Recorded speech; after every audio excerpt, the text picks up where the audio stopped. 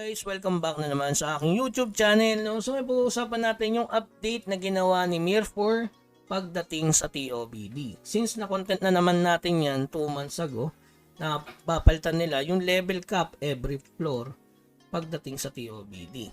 Okay?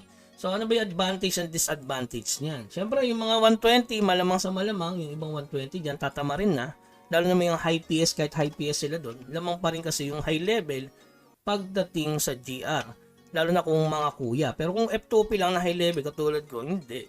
Kasi yung 120 ka din kasi naman, matagal na silang nag-progress sa TOBD 1 floor, yung mga 120, di ba? Kadalasan ang mangyayari diyan, magkukwit yung iba doon. Pwede mag-NFT, yun ang disadvantage. Pero advantage naman yan pagdating sa mga kuya na high level. At sila na yung mangmamama. Kasi kahit naman F2P ka sa 120 ka, mahirap makasabay. Siyempre, marami talagang malakas, alam niyo na, tumalpak pagdating sa karakter. Kaya ko, ang as F2P, ginawa ko na lang is, nag-progress na lang ako, 4 leveling na lang. Kasi, every week, kahit busy na ako, diba, busy na ako sa Nightcross, ganyan, nakakapag-weekly pa rin ako, mission, pagdating sa high level map. Diyan ako nakakuha ng, katulad nito, may 1k glittering weekly ako. Dito sa Overlord's ceiling circle. Tapos ito pa Norsol na epic weekly yan guys Tapos magpatulong ka lang kahit kaya mo soloin to kapag 360k GR ka na siguro or power score. Kaya mo nang tapusin yan. Katulad nito, yan sa high level lang yan guys Sa World 4 kasi kailangan mo 141 yan. Nakakuha ka na ganito. To maganda to, darken guys, di ba? Pero pwede din sa weekly expedition. Ito guys, libre na yung Mystic Cover. Tapos ito, ayan, di ba? So weekly yan guys. Yung iba hindi ko pa natatapos, no? Kasi katulad nito, kailangan mo i-summon yan. Kailangan mo i-craft.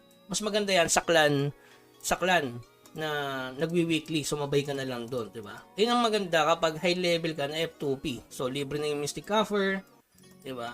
Pero yung sa F2P na nag-stay talaga sa 120 na sobrang lakas na, yun nga lang. Kailangan nyo na talaga magpa-level kasi hindi na yan babaguhin magpakailanman. So, nababasa ko kasi sa Discord, alam mo yun, ang dami nagreklamo regarding dyan. Pero sabi ko nga, kung sinabi ko na yan noon, na may pagbabago, gagawing 125. Pero hindi ginawa yung 125, nirekta na agad sa level, wala nang cap sa limit. Ito pa guys, maganda rin tapusin to, no? Yun nga lang, kailangan mong i-summon to. May mga summon kasi dyan. Ang madaling tapusin lang dyan, syempre, itong mga word. Yung mga tawag doon. Mirage, Engine Room, yan. Weekly, Thursday. Diba? Tapos ito, Thursday. Tapos sa Demon Bull, yan, maganda rin. Ito pala. Yan. Yung ganito, dadami kapag 100. Sabi nga, 143, tapusin ko daw.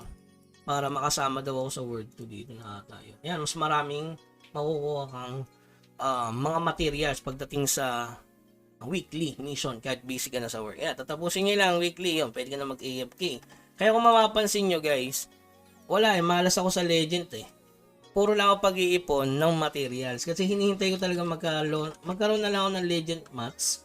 Nagtup pa yung aking pet. Magpapatang sa inyo yung mga materials ko na ipon dito. So, magitan ng ganun guys, weekly lang. Di masyadong grindy. Ayan, kita nyo, may 620 na ako dito. Talagang ipon lang ng ipon. Nagpo-progress naman ako pagdating sa inner force. Kaka-up lang natin ito. Tapos ito na yung susunod ko para maano yun yung sa conquest. Okay? So, ayan ang mga comment ko dyan mga boss. Ayan na yan. That's it na. Tama na yung alam nyo na sa Discord. Reklamo. Talagang ganun talaga, no? So, hindi mag-i-stay dyan. Kung mag-quit ka, may mga bagong papasok dyan. So, yun guys, regarding din sa pagbabago na yan, syempre ako hindi ako apektado. Apektado lang naman siguro dyan yung mga level 120. Kung nag-quit ka sa game, meron namang mga bagong papasok. Siguro, pag binili NFT mo, syempre, lalaroin yun, di ba? Okay, so yun lamang guys. Keep grinding. Huwag kalimutan mag-subscribe sa ating channel. Hanggang sa muli. Paalam.